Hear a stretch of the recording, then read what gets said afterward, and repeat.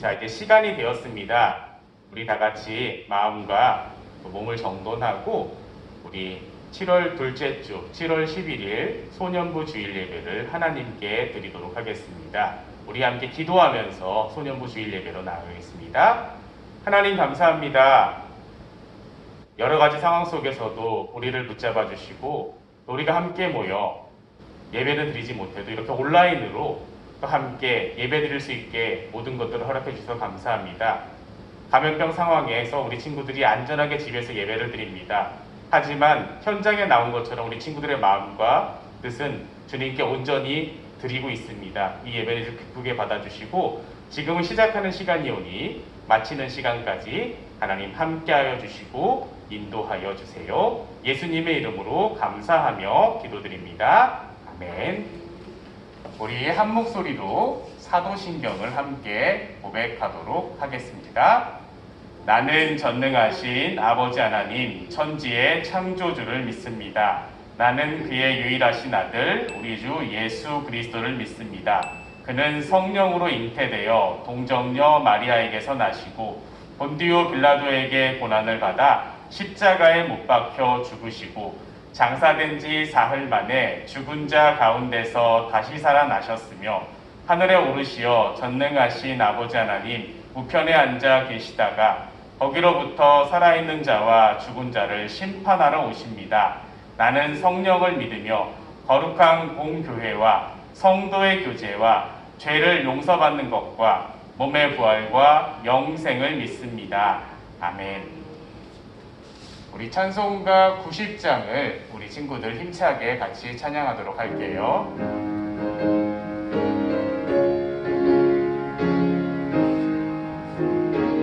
주 예수 내가 알기 전 주 예수 내가 알기 전 날 먼저 사랑했네. 그 크신 사랑 나타나 내 영혼 거듭났네. 주 내 맘에 늘 계시구나. 주의 안에 있어 저 포도 비유 같으니 참 좋은 나의 친구.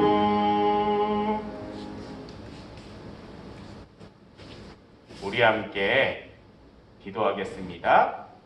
하나님 감사합니다. 7월 둘째 주 소년부 주일 예배로 우리 친구들을 불러주시고 우리 친구들이 비록 현장에서 드리지 못하지만 가정에서 안전한 가운데 예배 드릴 수 있게 하심을 감사드립니다. 주님, 감염병 상황이 심각한 상황에 처해서 함께 모이는 것을 잠시 쉬어야 될 때가 왔습니다. 하지만 우리 친구들이 모이기를 향한 그 열정 또한 하나님을 향한 사랑은 잊지 않기를 원하오니 하나님 우리 친구들과 함께 해주시고 또 가정에서 보낼 때에 기쁨과 감사함과 건강함이 차고 넘칠 수 있도록 하나님 도와주시고 인도해 주세요. 또한 교회학교 여름 모든 행사들도 비대면으로 진행될 예정입니다. 여러 가지를 준비하고 계획하였지만 생각대로 되지 않습니다. 하지만 우리 친구들 비대면으로 전환된 상황 속에서도 기뻐하며 또 성경학교를 기대할 수 있도록 도와주시고 또 함께 모이는 그때에 더욱더 기쁨과 감사로 나올 수 있도록 하나님 도와주시고 인도해 주세요.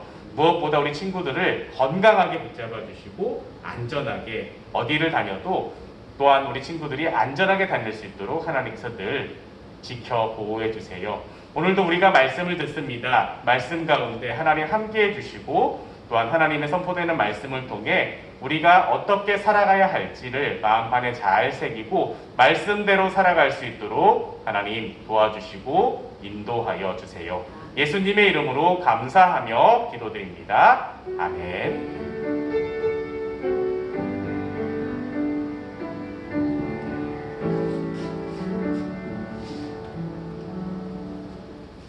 오늘 우리에게 주신 하나님의 말씀은 신약 성경 사도행전 3장 15절의 말씀이에요.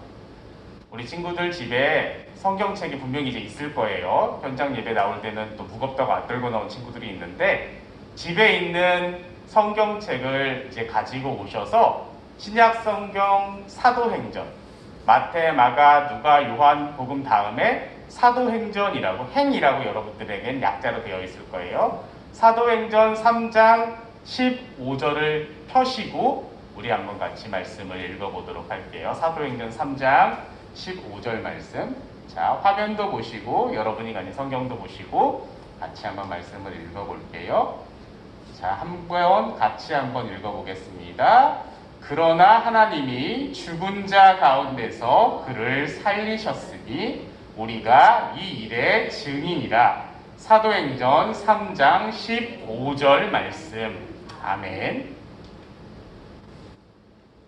오늘은 사도행전 말씀을 가지고 예수님의 증인이라는 제목으로 우리 친구들과 한번 같이 말씀을 나눠보고자 해요.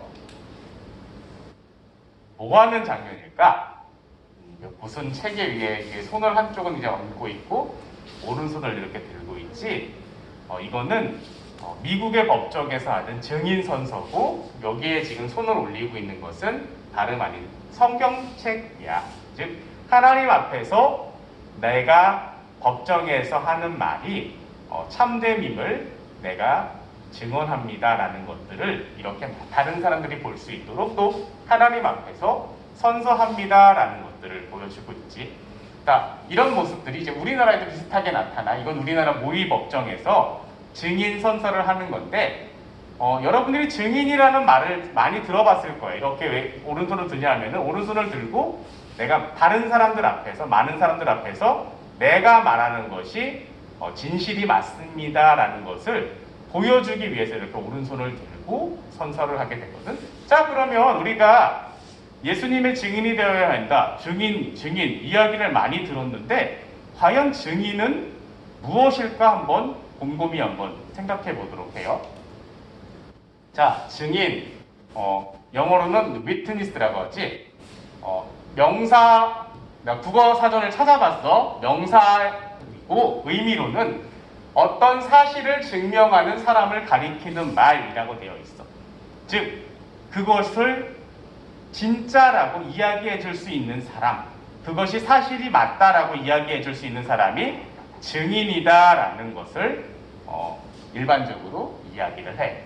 그렇다면 선서를 한 증인이 자기의 선서를 무시하고 사실이 아닌 거짓말을 할 때 어떠한 일이 벌어지느냐? 그럴 때 법정 용어를 사용하면 거짓을 증거했다 하는 가짜, 위자를 써서 위증죄를 적용해서 증인이 처벌을 받게 돼. 거짓 증언에 따른 벌을 받게 돼. 우리나라보다 이것들은 서구에서 조금 더 벌이 엄중하게 진행되는 것을 알 수가 있어. 오늘 말씀을 보면 이런 상황이 나와. 베드로와 요한이 이제 부활하신 예수님을 만나고 또 오순절 마가의 다락방에서 성령 하나님을 만나고 다음의 이야기야. 성령 하나님을 만나고 나서도 베드로와 요한은 성전에 기도하는 것을 즐겨했어. 그래서 시간을 맞춰놓고 매일 예루살렘에 있는 성전에 올라가서 하나님 앞에 기도하기를 힘썼어. 그런데 성전에 기도하러 가는 길 가운데 성전의 문 이름 중에서 한자어로는 아름다울 미자를 써서 미문이라고 부르고 그냥 우리가 이야기하기에는 문이 아름답기 때문에 아름다운 문이라고 이야기를 할게. 아름다운 문 앞에 전혀 아름답지 않은 그림이 하나 보였어. 바로 아름다운 문 앞에 사람들이 많이 지나가는 곳에 한쪽 구석에 사람들이 지나가는 사람들의 얼굴을 제대로 쳐다보지 못하고 바구니 하나 놓고 소리 높여서 구걸하는 거리 난 사람이 있었어. 이 사람이 거기에서 왜 구걸을 하게 되었느냐는 성경은 이야기하고 있지 않지만 아마도 성전에 나와서 하나님께 기도하는 사람들이 그래도 좀 마음씨가 너그럽고 착했기 때문에 그 사람들의 힘을 빌려서 좀 생활을 해보고자 그렇게 구걸을 하고 있었어. 근데 이 아저씨도 굉장히 딱했던 것이 나면서부터 몸이 문제가 있어서 정상적인 일을 하지 못하고 남이 적선하는 것들, 구걸해서 먹고 살 수밖에 없는 그런 현실에 처했던 굉장히 불쌍한 분이었어. 그래서 매일같이 힘들어도 그 문 앞에 나와서 저도 좀 도와주세요. 제게 여러분의 따뜻한 사랑을 좀 보여주세요. 라고 늘 아름다운 문 앞에 앉아서 아름답지 않게 구걸을 하고 있었죠. 베드로와 요한 역시 매일같이 기도하러 성전을 드나들었기 때문에 이 아저씨를 아마 매일 봤을 거야. 성경에 얼마 동안 기간에 봤는지는 말씀하고 있지 않기 때문에 아마도 최소한 열흘 이상을 보지 않았을까? 계속 보고 보는데 예수님의 사랑으로 가득 차 있고 성령 하나님으로 가득 찬 베드로와 요한의 눈에 이 아저씨가 굉장히 지날 때마다 마음 한구석에 좀 걸리는 거야. 왜 그렇게 마음이 쓰일까? 단순히 거지일 뿐인데 왜 이렇게 마음이 아픈 걸까? 그렇게 몇 날 며칠을 다니다가 결국 어느 날 베드로와 요한이 그 아저씨 앞에 섰어. 그 아저씨 앞에 서서 이렇게 이야기를 한 거야. 그 아저씨는 야, 오늘 내가 운수가 대통했나 보다. 웬 사람들이 나를 직접 찾아오기까지 해서 뭔가 주려나 보다. 오늘 저녁에는 맛있는 고기를 좀 먹을 수 있겠다. 아마 이런 생각을 했을지도 몰라. 그런데 베드로와 요한이 그 앞에 서서 하는 이야기는 이 아저씨가 어찌 보면 놀라기도 하고 한 걸음 더 나아가서 생각해 보면은 당황할 만한 이야기를 하기 시작했어. 어떤 이야기인지 한번 우리 친구들도 집에서 같이 한번 어떤 이야기인지 한번 읽어보도록 하자. 자, 다운표안을 한번 읽어볼게. 자, 시작. 은과 금은 내게는 없습니다. 하지만 내게 있는 것을 당신에게 줍니다. 나사렛 예수 그리스도의 이름으로 일어나 걸으시오. 이 이야기를 듣는 성전에 앉아서 구걸하던 아저씨의 모습은 어땠을까? 아마 이랬을 거라 생각해. 당신들 나한테 지금 뭐라고 이야기하는 거예요? 아니, 그냥 내가 불쌍하면 돈이나 몇 푼 던져주고 가지. 은도 없고 근도 없는데 왜 나한테 와서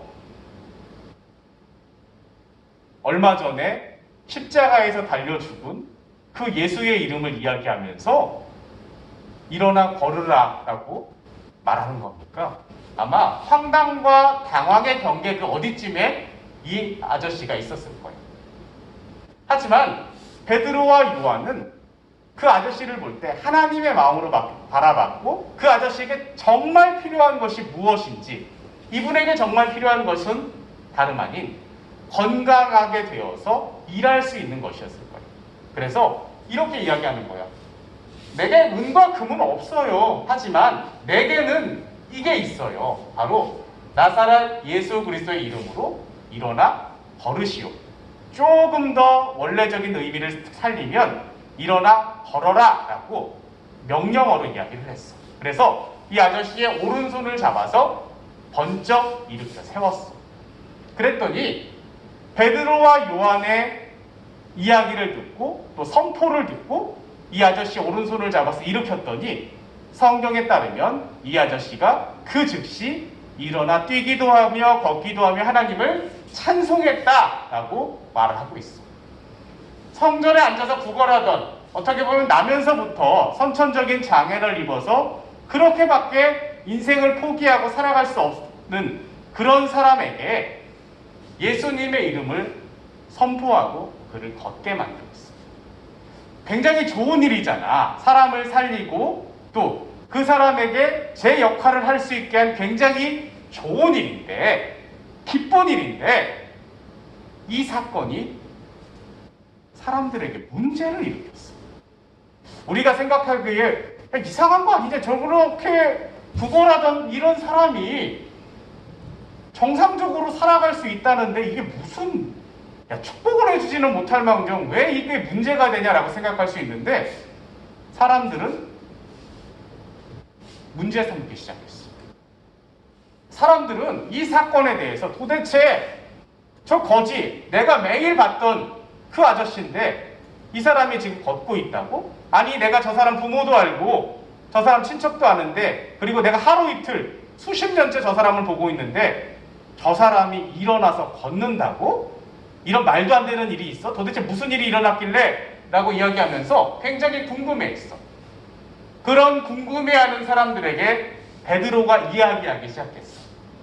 이건 내가 잘나서 한 게 아니에요. 모두 예수님으로 인해 가능한 일이었어요. 라고 이야기를 했어. 그러면서 베드로가 예수님이 누구신지를 그들에게 알리기 시작했어. 당신들이 얼마 전에 십자가에서 달아 죽인 예수 그리스도, 나사렛 출신의 예수 그리스도, 그분이 참으로 하나님의 아들이시고, 그리고 하나님이 그를 죽은 자 가운데서 다시 살리셨습니다. 그렇기 때문에 여러분은 잘못을 회개하고 예수님께로 돌아와야 하고 죄 씻음을 받아야 합니다. 라고 이야기를 했어. 베드로의 선포를 듣고 많은 사람들이 베드로의 말처럼 회개하고 예수님께 돌아오는 그런 일들이 생겼어. 어떻게 가능했을까? 베드로가 당당할 수 있었던 이유. 왜냐? 그곳은 베드로는 예수님이 십자가에 달려 돌아가실 때 현장에 있었어. 또 예수님이 잡히실 때 현장에 있었어. 그리고 그 예수님이 무덤에서 부활하시고 자신을 여러 차례 만나셨을 때도 그 현장에 있었어. 그리고 부활하신 예수님이 영광스럽게 하늘로 올라가실 그 현장에도 있었어.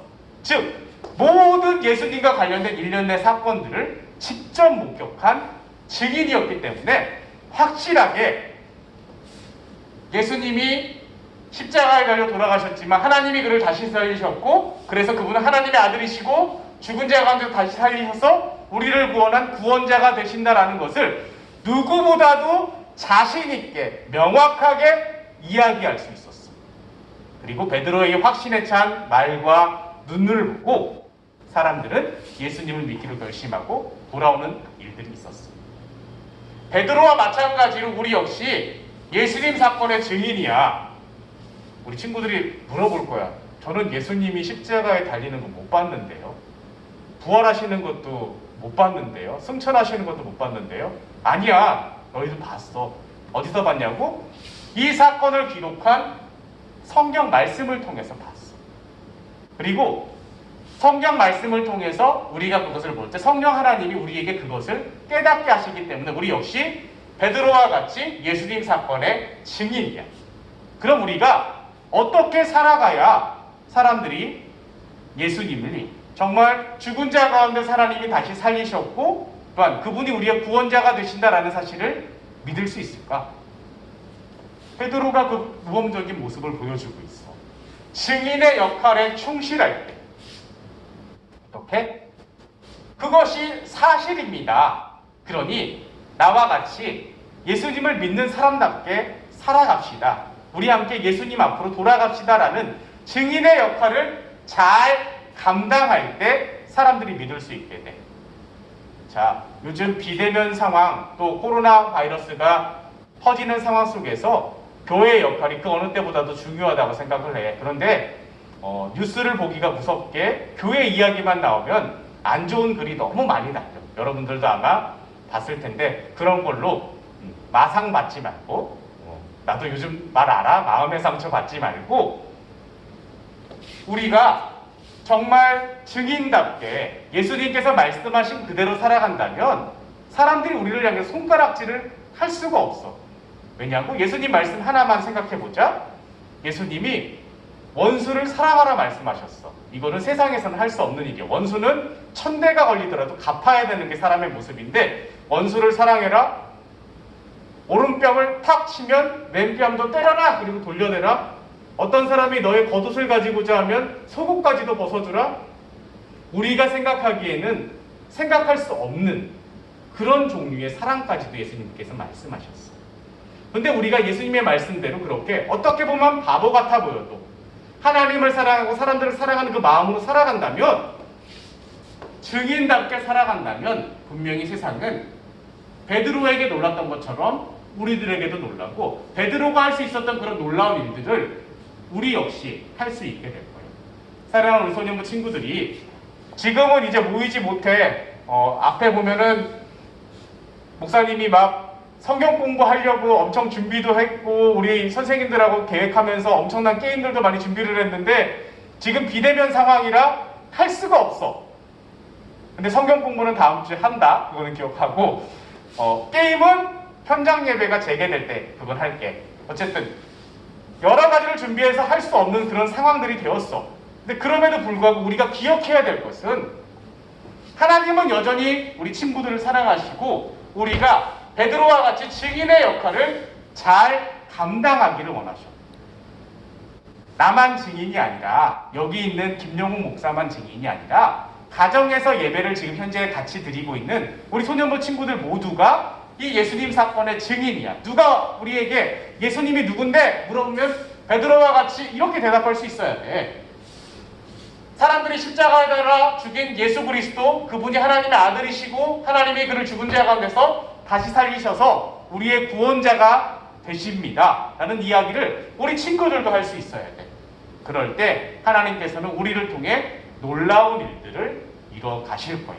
우리 친구들이 비록 힘들고 어려운 시기를 보낼지라도 내가 예수님 사건의 증인이다, 하나님이 나를 통해 베드로처럼 일하기를 원하신다라는 것을 기억하고 이 기간 기도하면서 잘 보내고 또 건강한 모습 가운데 서로 마주하며 예배할 수 있는 그날을 소망하기를 간절히 바라며 우리 친구들 가정에서 또 모든 생활 가운데서 늘 건강하기를 바랍니다. 기도할게요.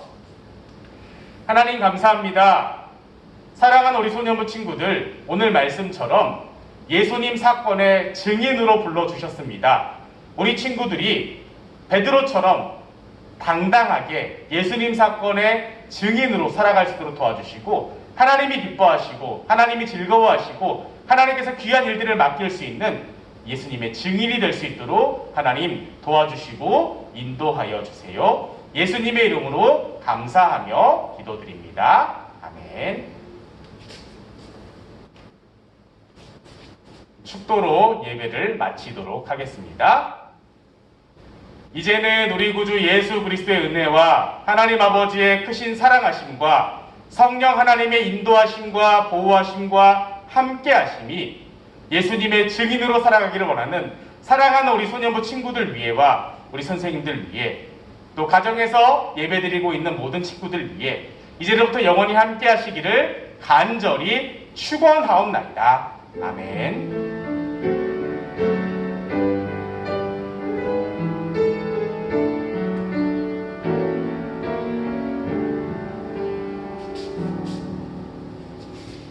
자, 오늘 말씀을 생각하면서 다시 한번 기억을 되돌려보자. 자, 베드로와 요한이 성전 문 앞에 앉아서 구걸하던 사람에게 외친 말은 무엇이었을까? 혹시 기억나? 길어서 쓰라고는 거기다 안 써도 돼. 그 댓글창에 안 써도 돼. 한번 같이 한번 해볼까? 은과 금은 내게 없거니와 내게 있는 것을 당신에게 줍니다. 나사렛 예수 그리스도의 이름으로 일어나 걸으세요 라고 이야기를 했지.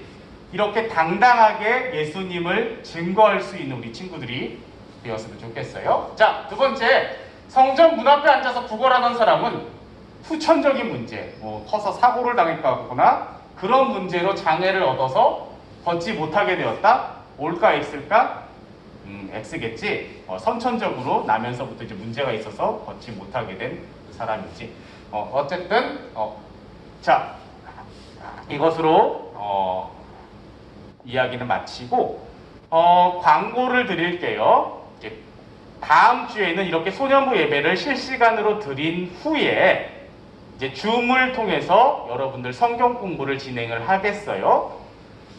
지난주 와서 봤지만 저 앞에 우리 친구들이 보시면 저 앞에 저렇게 현수막을 통해서 우리 친구들과 같이 성경 공부를 하려고 계획은 했어. 하지만 비대면 상황이 되는 관계로 열심히 만들었는데 저 현수막은 아쉽지만 쓰지는 못하고 저 현수막에 있는 내용들을 가지고 다시 목사님이 PPT를 만들었어. 그래서 줌을 통해서 우리 친구들에게 같이 성경 공부를 할 거야. 그러니까 다음 주 예배 끝났다고 끝 아니고 성경 공부가 이어진다라는 것을 기억을 하고, 그래서 성경 공부는 여름 성경학교와 관련된 다음 주에 설교도 여름 성경학교와 관련된 것들을 진행을 할 테니까 우리 친구들 기억해 주시고요. 자, 오늘 밴드를 보시면 목사님이 어제부터 밴드에 뭘 엄청 올려놨어. 저 그림 파일도 올려놨고, 그리고 여러분이 2번 보고 들어오라고 하는 영상도 올려놨고, 가정예배 순서지도 올려놨어. 7호부터 12호까지 잘 찾아보셔서 활용을 하시고 또 다음 주 성경학교 때 만났으면 좋겠어요. 그래서 다음 주 성경학교는 밴드 라이브를 통해서 예배를 드린 후에 줌 어플을 통해서 우리 친구들과 같이 만날 거니까 다음 주에는 조금 바쁘겠지. 예배를 마치고 그다음에 줌도 켜야 되니까 우리 친구들이 잘 준비를 했으면 좋겠어요.